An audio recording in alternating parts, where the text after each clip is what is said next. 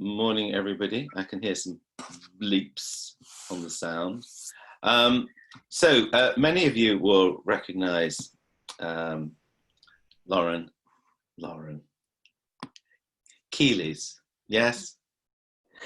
Keiles, but don't worry, there's family disputes about it, so I can't really blame you. Anyway, so Lauren is here in her own right this morning, and we have Sarah from the BOD separately. Anthony's joined us. Morning, Anthony. We're just kicking off, and as you may have heard mentioned before, Lauren is part of. I'm going to talk very generally, a new Jewish movement called Moishe House. So I think she's going. Now, the interesting thing for me, I'd sort of like read a little bit in the background over the last couple of years, and what I didn't realise how big a movement it is, because I'd heard about it in terms of what's happening in London, and it's growing. It's growing through people who, what would you say, Lauren? People who want to do Jewish life and incorporate it into their personal life slightly differently to the traditional, rusty old way. Let me put it like that. And I thought, you know what, it looked very pragmatic, and that's kind of why I put in the introduction. There's a pragmatism there, but within our small communities, there is a pragmatism about how we get on with not having kosher shops or having limited kosher shops, with not having, cheder, with not having sort of that infrastructure, but we still make an infrastructure and we make it happen for ourselves. And Moishe House is making it happen despite the traditional infrastructures there. So I'm going to hand over to Lauren to shine a bit of a light on what Moishe House is, where it came from, where it's spreading, and her personal experience of being very much involved in the centre of it, where she is in East London. So over to you, Lauren. Thanks, Ed. And please, can someone just message or just wave at me if my sound's not great? I'm sharing a workspace with one of my housemates, and but she said yeah, it's all good. Okay, so thanks, Ed, for the introduction, and lovely to be here again. It's been great to be a part of the network and get to know some of you virtually over this difficult and slightly crazy period. So yeah, my name's Lauren. I am currently working for the Board of Deputies as a community engagement officer, so working with all of our member synagogues and organisations and their deputy representatives to make sure that they're being represented and we're communicating the work we do. But before that, I was at Leeds University for the past 3 years, and it was kind of a little bit of a funny start for me that I applied to live in university halls, and something was misput into the system, and I ended up being put into a kosher flat, even though I'm not kosher. So it was a bit of a surprise, and it actually ended up being the best thing because it really propelled me into Jewish life, and that malfunction on the Leeds Halls website, actually, I think I wouldn't be here today. So in my first year of university, I was elected onto the Jewish Society Committee as the Social Action and Interfaith Officer, and I think that very much strengthened my Jewish identity, with having to explain to other students of different faith groups what it is to be a Jew, for me personally, what it is to be a liberal Jew, and trying to communicate with others Jewish needs on campus and during university. So that involved really positive interfaith work, and then sadly also working with the student union to have very difficult discussions with the Palestinian Solidarity Group, who there were several occasions where they made Jewish students feel very uncomfortable on campus. So, I mean, there was one example where we were celebrating Yom Ha'atzmaut, and the Palestinian Solidarity Group really campaigned and kind of ruined the whole event. And so I was working with the student union to make sure that Jewish students had a safe space on campus in the same way that other students should be able to too. So then I was very involved with the Union of Jewish Students and represented Jewish students on several fellowships, which took me around the world. So I was the only UK Jewish student at the World Jewish Congress, at a European Union of Jewish Students program, where we were at the European Parliament, very involved with the World Union of Jewish Students. I've been on the Chief Rabbi's Ben Azai program to learn about international development in Ghana. And then I've also led on many birthright trips to Israel and other Jewish educational trips through my youth movement. So I guess kind of the reason why I've kind of tried to set the scene is that I have got a lot from Jewish community, and through different roles have gained a lot and really enjoyed creating Jewish spaces, which I think is kind of part of this journey. So during one of these fellowships that I was on, and we were in Washington for the American Jewish Committee Global Forum, they took us to a Moishe House where there were young professionals who were living in a house who hosted other young people for Friday night dinner and other events. So immediately we were in these people's house and having a lovely Friday night dinner that our peers had cooked for us. And it was a really great environment. And I came back to the UK and started looking on Facebook to see what this movement looked like in the UK. So there were 3 Moishe houses, and I'm now in the 4th one. So Moishe House engages about 60,000 young adults all around the world each year to create meaningful, welcoming Jewish communities for themselves and their peers. So each Moishe House is different because it's largely based on who the residents are of the house and then who are the community members. So it works for us that we get a partial rent subsidy for our house, and in return, eventually post-corona, we'll be hosting 7 events each month for local Jewish young professionals. So there's 121 of these Moishe houses all around the world. I was having a look on the website, and there's one in Kazakhstan, in Shanghai, then obviously a lot in America, and now more and more in Europe. So yeah, as a young professional, well, kind of for Moishe House, and this is quite reflective of my own experience and might be something that's a bit relatable to your communities, is that, our parents take us to synagogue, and then we go off to university, and then we suddenly come back and we've started working, and we may be not living at home yet, and synagogue membership is a bit expensive, and Jewish engagement tends to dip until people then get married and want to re-engage with synagogue life again. So Moishe House is trying to raise this dip by providing spaces for young professionals to get together in an informal environment for a range of events and to join a new community.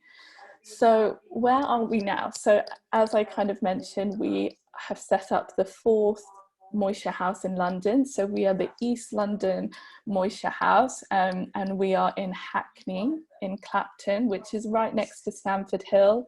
Not sure if anyone's been or heard, but it's been a really eye-opening experience being here. So I mean, my grandma was grew up round the corner from where I'm living now. We then kind of migrated to Northwest London, as I'm sure is a very familiar story, and it feels quite special now that I'm back living where she grew up. And the Jewish community that's very obviously here is in Stamford Hill, which is just basically right up the road from us, which is, you know, it's the centre of Ashkenazi, ultra-Orthodox Jewish and predominantly Hasidic community. I was looking online, apparently the community is growing at a rate of around 5% each year, and it's one of the largest Hasidic communities in Europe. And through our work at the board, we actually had a webinar with some of the members of the Haredi community in Stamford Hill, and one of the speakers was saying that there are 42 Haredi Jewish schools just in Stamford Hill, just to give you an idea of the size of this. And I was looking at the 2011 census that said 7% of the population of Hackney are Haredi. And Jews in the UK represent about 0.5% of the UK population, just to give you an idea of the numbers. But obviously, that's not just, I mean, that's most obviously the Jewish community here, but there's also, I think, a United Synagogue, a Liberal Synagogue, a Masorti Synagogue.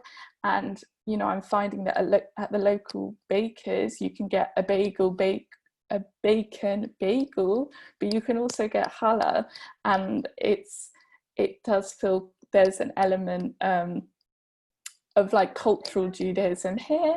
And like myself and my housemates, there are other young professionals who are moving to East London because the housing is slightly cheaper, it's very near the centre, etc. So we moved into this new house 2 days before lockdown. So it's been a bit of an interesting start to our time here. And instead of having in-person events, we've been doing online events, as I'm sure many of you have either been to or have run yourselves. So we made a Facebook group and we added all of our Jewish friends. And obviously what has been quite positive about this period is that location hasn't been an issue. It's not, we haven't had to just utilise the East London Jewish community, which none of us know, to be honest, and will be a process of kind of finding out who they are, where they are, and engaging them. So right now it's basically our friends and our extended friends circle that are coming to our online events, and they've been on a range of different areas. So the idea with Moishe House is that it's not seven, I mean, it's not just hosting a Friday night dinner each week, or it's not just hosting Havdalah, it's trying to appeal to a wide range of people. So through social action, through prayer, through text study, through Jewish cultural events, and then also just through any kind of social event which is bringing young Jews together. So we've had some quite interesting events. We had a discussion with two young Jewish councillors of East London to talk about their experiences growing up here and now their role as elected representatives of the area. We had a collaboration event with a group called Devar, who do Jewish text exploration through art. We also had an online yoga class. So as you can imagine, we've had a few people who are just very keen for this community and are coming to everything. And some people are coming for the art, some people are coming for the cooking lessons, some people are coming for the text study and more religious experiences. And yeah, it's been a really eye-opening experience. It's really, I think, hard building really meaningful connections online, but I think everyone has found that these online connections are better than nothing. So we're definitely gaining something from it and are very much looking forward to taking this forward in the post-corona era. So our kind of plans for the future is that we want to reach out to local Jewish groups in the area and to engage really in the local Jewish life that exists. So I was speaking to some Hasidic colleagues from the board and you know, I would love if they could maybe do a tour of the area and to also reach out to the synagogues of other denominations here to see if we can do work for them, because Moishe House is a cross-communal body. And then I also want to make sure that we're engaging in local Jewish life here. Like I'm new to the area, so are my housemates, and I want to make sure that we're integrated in society, in the local life here. So volunteering with local charities, meeting local groups of other faith communities. And then also, once we start building this community, we want to make sure that our members are also the ones taking a role in sharing what they want from this community, and maybe leading events themselves or coming forward with suggestions. So although my housemates and I have a vision of what we'd like this house to be, we very much expect this to be an evolving process where, as more people join and bring new experiences and interests in, we want to make sure that our Moishe House is creating space for this and reflecting these things. So kind of just to end off, I was kind of thinking about, you know, what Ed was saying about the pragmatic stuff and the stuff that we are finding as kind of key features or key points in our thought process, and how they might relate to the experiences of you all as leaders of small communities. So I didn't mention before, I'm not part of a Jewish small community in terms of my synagogue here. Right now we are building a community and it is very small. So yeah, I hope you can maybe take some of the things that I've said, and following this, I think we'll have a bit of a Q&A or a discussion, and I'd love to hear from you if this is relatable, not relatable content. So I think one of the issues that I think we probably will all experience is that challenge of engaging the unengaged. How do you find the unengaged, and how do you let them know that your organization, your synagogue, is able to add something extra to their life and their Jewish experiences? So it's then also about how to reach out to these people. Is it social media? Is it leaflets? I remember hearing from someone who founded the Jewish community in York, who basically just stood on the street asking people, are you Jewish? Do you know people who are Jewish? And thinking about, you know, if you're part of a denomination body, what more can they do to raise the profile of your community? So in the same way that for Moishe House, we're on the Moishe House website and anyone can log on, type in their postcode, and if we're their nearest Moishe House, they will get our contact details, kind of just using all forms of communication to reach the unengaged and then to try and engage them. Another thing that I think has been particularly relevant or at the forefront of, I'm sure, all of our minds, is that we don't need to be restricted now by physical walls. You know, people enjoy community because they want to connect, and although this is, you know, really special when it's everyone physically in the same space, I think people can get so much from connecting, as this group I think absolutely exemplifies, with other small communities from the country, and then also abroad. You know, there's no physical boundaries to the online space. And I think also with this, it's also thinking about what does a space say. So I think it's very very thought out that the Moishe House model is about having a home where people are invited into our home. And I think that gives off a very different feel to a synagogue or another building. And I think every space can provide something, but I think it's about just really being aware of what does that space give. And I think especially during this period where people might be reluctant or scared to go into the synagogue building, thinking about what other spaces are available and who can be engaged in those spaces. Another point that I wanted to cover is thinking about who are the leaders of the community. So again, for us, there's not a rabbi that's specifically associated with our Moishe House. It is myself and my friends who are the community leaders of our Moishe House. And it means that I'm hoping that when other young professionals come to the area, they can relate to our experiences of maybe just having moved out of home and in our first jobs or the start of our careers.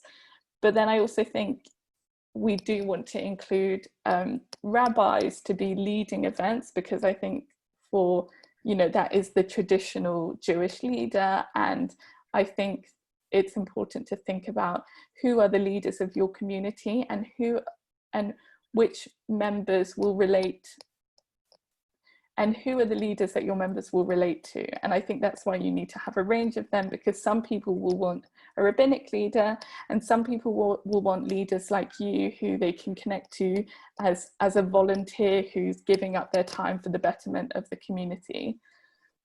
Another thing that our community is thinking about is what role do we want our members to play in it? So as I briefly mentioned before, we really want our members to receive an experience from Moishe House, but also to play a part in creating that experience.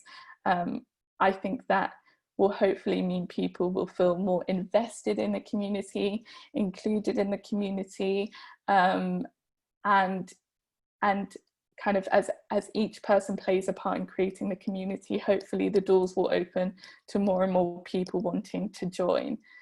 And then my last thing that I want to leave on is that I believe very strongly that there's not one way to lead a Jewish life, and it's something that we want to reflect in our Moishe House, and think that this is maybe a common theme for, to be honest, all communities, that you'll have some people that only want to engage in prayer, or it might be interfaith work, or it might be social action, and actually creating kind of a vibrant and rich community is making sure that there's the avenues for people to engage in different ways. So in the same way that I've you know, grown up leading a very active Jewish life, I do feel the interfaith work I did at university really connected me more to my Judaism and made me a lot more confident and assured in parts of my Jewish life that were important to me, because those were the parts that I was communicating with people from other faiths.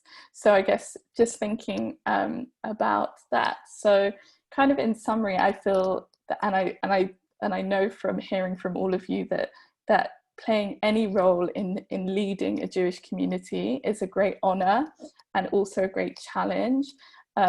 Our community is extremely diverse and under many different pressures, and I think that this network that Ed has set up is so important for people to come together and to be sharing things. And I think it's something that's very much come out of this Corona time, and I think that all of our communities will benefit from groups like this continuing, and for conversations to be continuing. So thanks so much for listening, and I'm going to pass over to Ed for the next part. Thanks, Lauren. There are so many issues you brought up there, and I know Gillian's put a question in the chat, and I'll come to that in a moment. One question I've got, and maybe it's on other people's minds as well. I'd like to invite people to think of things that popped up during what you've said there. I'm sure they've got more questions, but a couple that popped into my head are, so there's no particular, just one moment. There's the joys of working from home without walls. You have to do all the domestic stuff at the same time. Let me just, hang on, I need to WhatsApp my wife to go and answer the front door. There we go.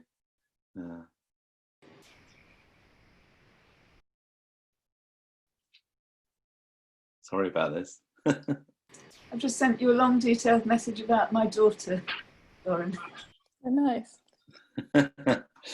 The question that was on my lips was, do you have to be a particular sort of Jew to take part in Moishe House, or do you have a Haredi Moishe House? Do you have a secular Moishe House? How does that work? That's a really good question. You don't have to be. It's a cross-communal space, so there will be Jewish residents from all the Jewish denominations, I think, in different houses.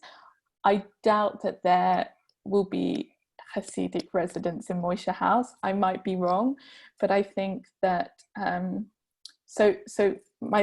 myself and my housemates, the other residents of the house, are all liberal Jews. But through our time at university, and then obviously in my work, we're all very engaged with Jews from across the political and religious spectrum. And really the main thing is that the house is a welcoming place for everyone. So, you know, when new people start wanting to engage, we'll then need to look at our provisions, and luckily we have lots of access to kosher foods. We're a vegetarian household anyway, so I think it's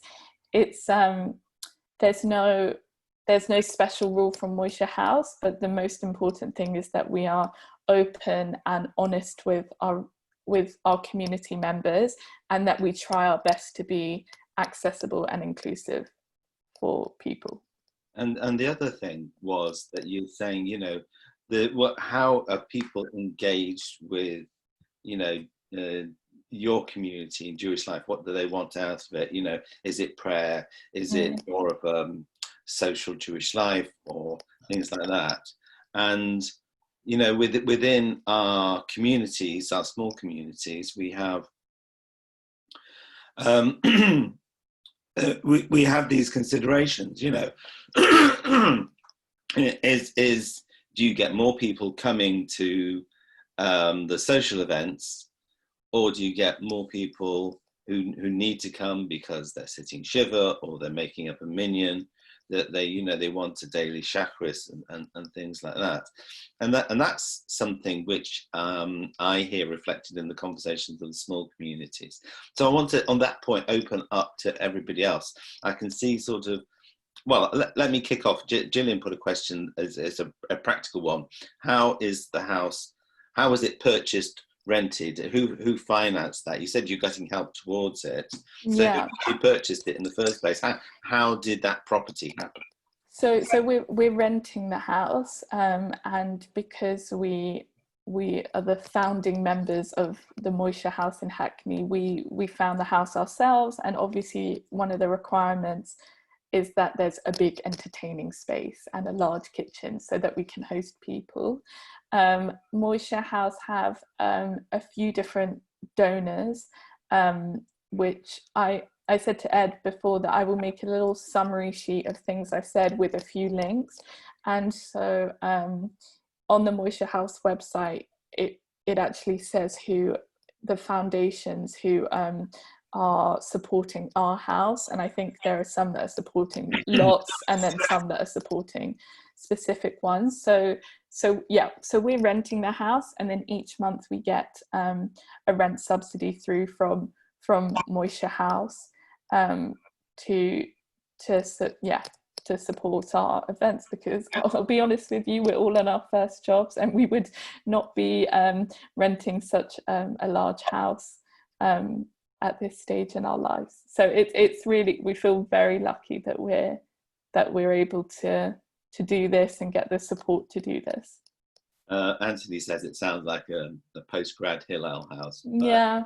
How many people are actually in the house, your house? So there's 4 of us, and we're all working from home. So it's been quite an interesting start to our time here, but it's meant we've spent a lot of time in the house. We've definitely decided now what we want to go on the walls and stuff like that. So we've really settled in.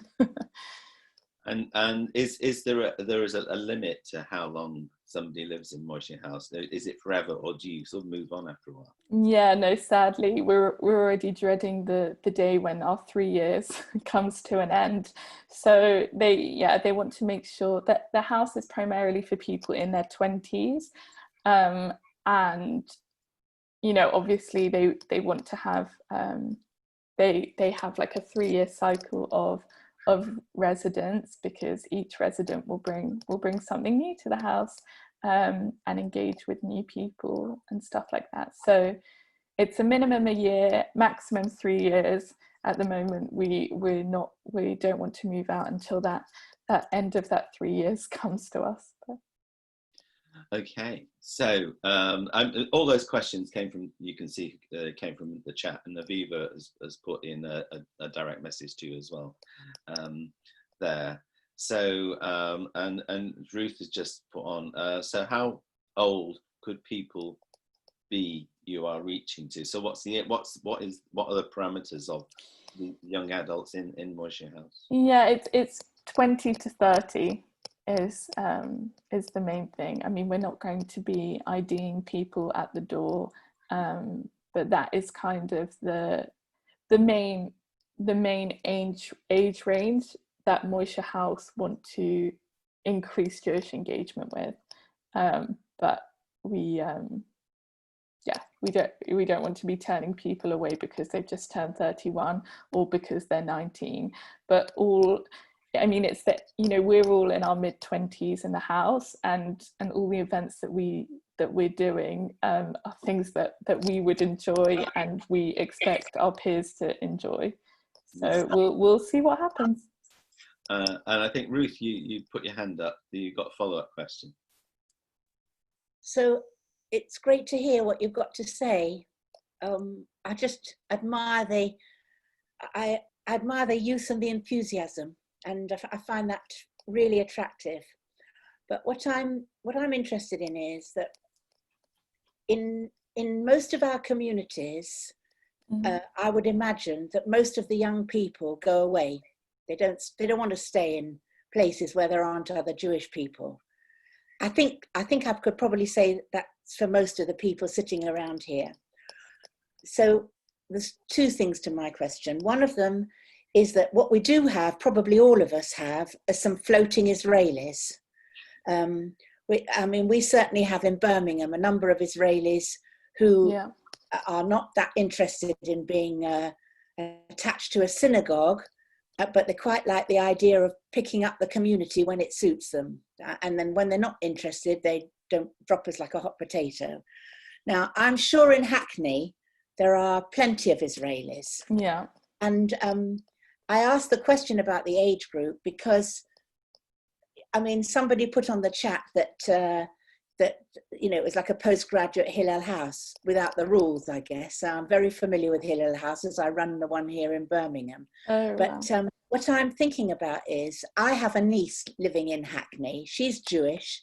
She has a child. She's married to somebody who has a Jewish father from Bosnia. She's lived in Hackney for about 5, 6, 7 years. She must be in her mid-30s, late 30s. I don't know how attracted she would be to come to something like that, but she doesn't really have any Jewish connection with anybody. And it seems to me that if the sort of thing you're looking at is to reach out to people, I guess I wonder how would you view somebody like that? Well, That's that same sort of person that my daughter is, that I put a long message about. Yeah. Not particularly engaged, but whatever. Yeah. But in Islam. Definitely, like for all of us, and it's a Moishe House principle that anyone that self-defines as Jewish is more than welcome. And we're doing interfaith events, which is obviously engaging non-Jews. So it's an opening space. And I think what I've found I think there's a few things. I think we want to really expand our Facebook group and see what benefit that can bring to people. That even if people, like your daughter or was it your niece that you said, even if they're in that Facebook group and they know that these things are happening and they want to tap in and out or try something and never again, I think that's something that, you know, when I was a student at Leeds, and progressive students didn't think that JSOC was a space for them, I said, just join the group and you can be up to date with what's happening. You can tap in and out.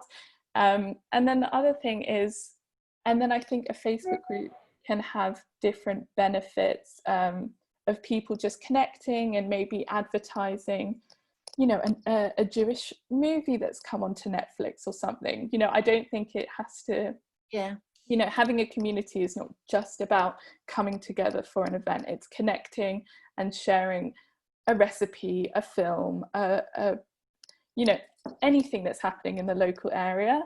And then another thing that I really want us all to do is that if there are people that we're seeing are adding to the group, is that we reach out to them and say, should we go and grab a coffee and have a chat, or should we go and meet in the park more realistically these days, and to really try and build personal relationships with people, so that if, you know, your relatives did want to come to the house, they've maybe met me outside the house and they know that they're coming in, and although there'll be a lot of new people, there'll be one familiar face who they've already made a connection with. So I find that helpful. I think that, I don't know about Flora's daughter, but my niece has lived in Israel since she was 2. And she came to England to study at the St. Martin's College of Art. And then now she's a fashion designer in London, because there's no room in Israel for young fashion designers like that, unless you're exceptional. So she's living here. She doesn't really, she might feel culturally Jewish. I don't think she feels anything spiritually, but it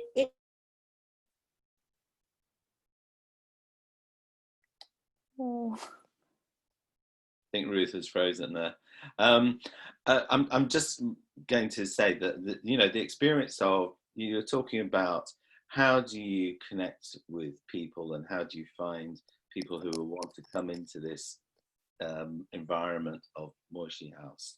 And I think that is a question that reverberates across the small communities on a regular basis. How do we reach out to the people who are out there who might be interested in us if they only knew about us? And I think most schools have, over the last 15 years, embraced the website, and some of them now embrace Facebook pages.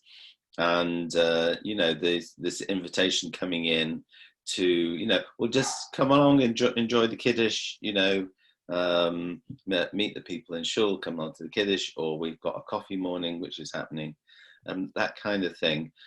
So there is a parallel to me between what you're talking about and what the small communities do. And the small communities say, how do we engage these people? And you're saying, how do we engage these people? So there's a commonality there. But let me go to John Danzig in Edinburgh. He's got his hand up. I didn't put this on chat because there's got so many questions. But I'll just single out 3 or so of them, if I may. First one is, by the way, I found, Lauren, what you said was absolutely fascinating and really interesting. We are a community which wants to grow. We actually got quite a lot of land, and we're even thinking about whether there's a possibility of putting a Moishe House on there. So that's just leaving that aside. One is, you talked about space, especially the kitchen. How big are you talking about? A. B. Who actually decides on the occupants? Is it just a group? That's overlapping what Ed was talking about, but I'd like to know whether that can be determined in some way, or can, in principle, anybody join. Third one is, are there any rules relating to the place being kosher? And the fourth one is, you refer to terms. Obviously, if there's a subsidy, the Moishe House Foundation or whatever will have some sort of terms, and I get that. But how do they monitor those terms? How do they ensure that you're actually delivering on those parameters? So, some questions. Okay. I will answer them, and then if I've missed out any, you please remind me. So people asking who are the residents. So they are all actually my friends from the Liberal Jewish Youth Movement, LJY Netzer, who I've grown up with. One is actually a distant cousin of mine. One I led the Israel tour with. One I've been at Cheder with pretty much my whole life. So whereas established houses were established with a group, and then obviously a resident will leave and a resident gets replaced and the group evolves, we applied to set this house up as a group.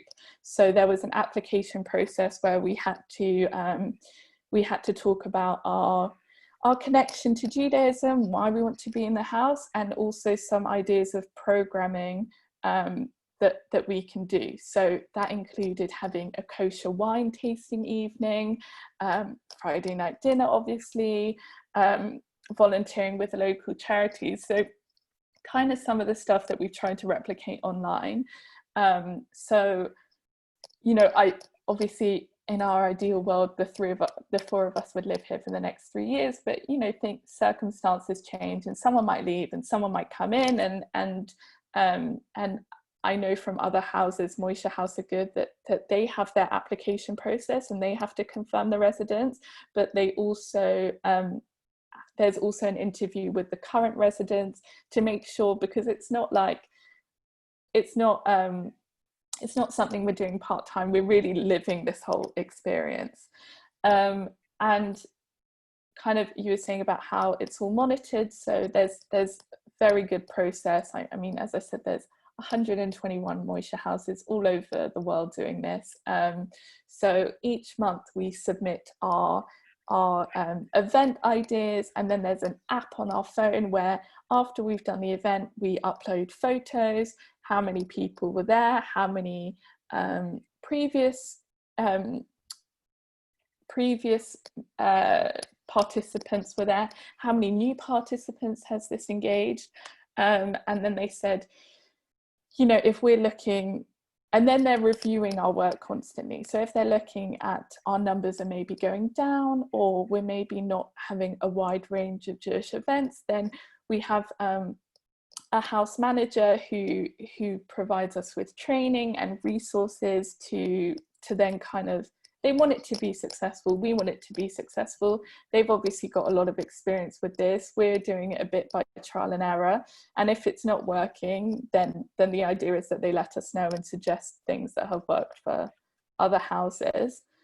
The kitchen, it's not huge, it's not like an industrial kitchen, it's just like, I would take you, but I'm scared that my Wi-Fi is going to cut out. Like, it's not, I don't know, I've lived in student houses where it's kind of all of us on one stove, and we'll definitely be able to cook for a large amount of people, and we've already got some fold up tables. So, I mean, hopefully we would be able to have like 20 to 30 people sit down for a Friday night dinner.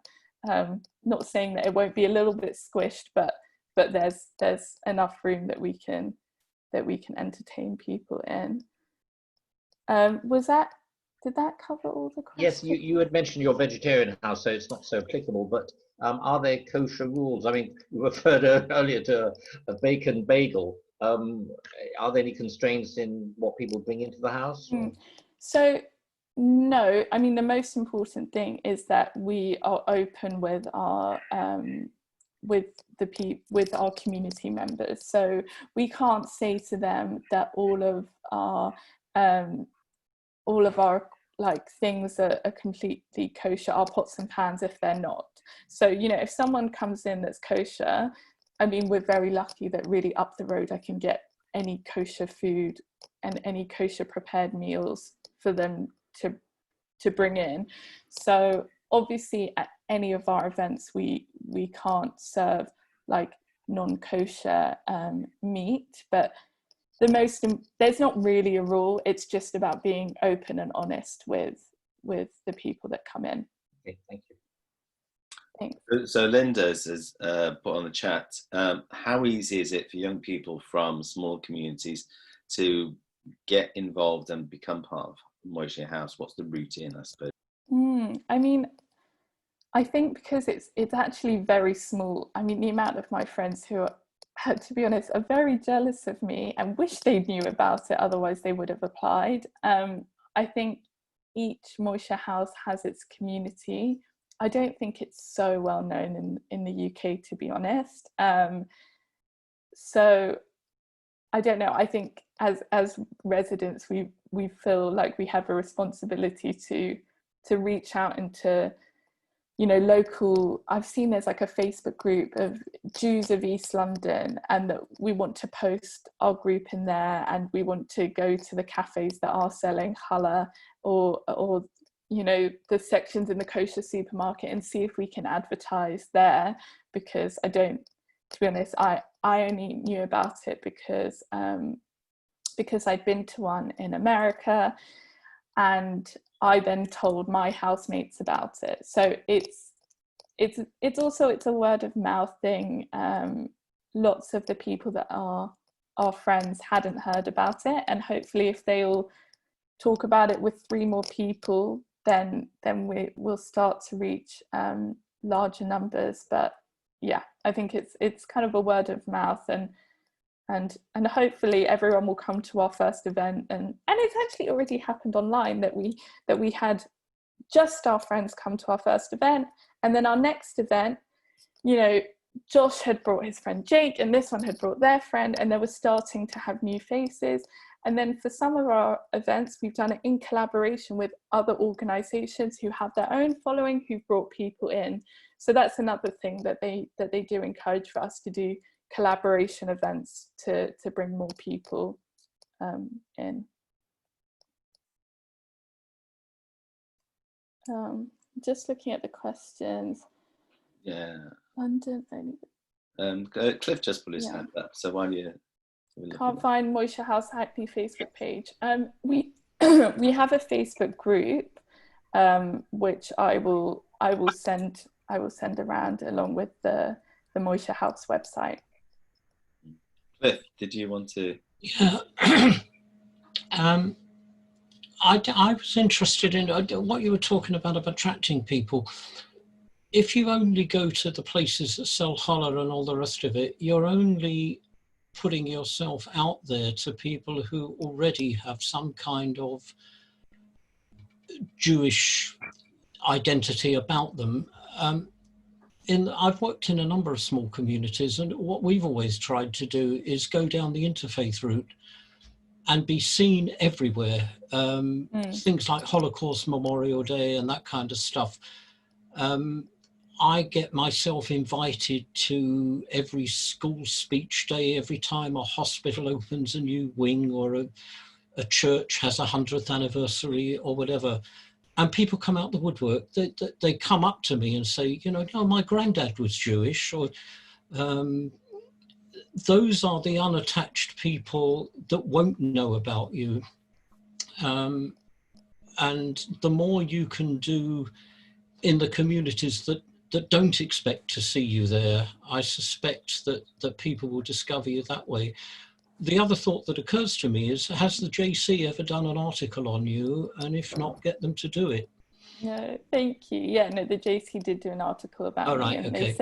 they said I was 27 and I've only just turned 23, but other than that, it was all accurate information. Right. And I think you're completely right. I think it's in kind of a pragmatic and I don't want to say lazy, but I just know the people that have some kind of Jewish leaning or connection are going to be easier to engage. So in the way that we started off with our friends who all knew that we were moving house and we were setting this up and they're going to come around for Friday night dinner, that was the easiest. I think our next thing is going to the local synagogues, the kosher supermarkets. And then I agree, obviously the next step is engaging the unengaged, finding the people that are not going to see it in the JC or in the kosher supermarkets.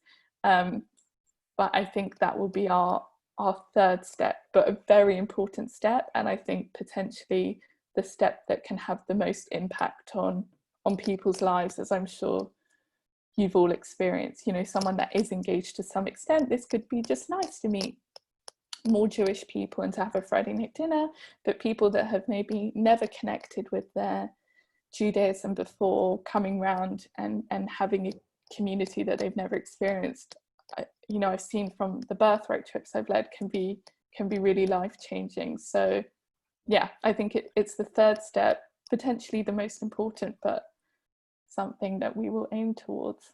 But thank you.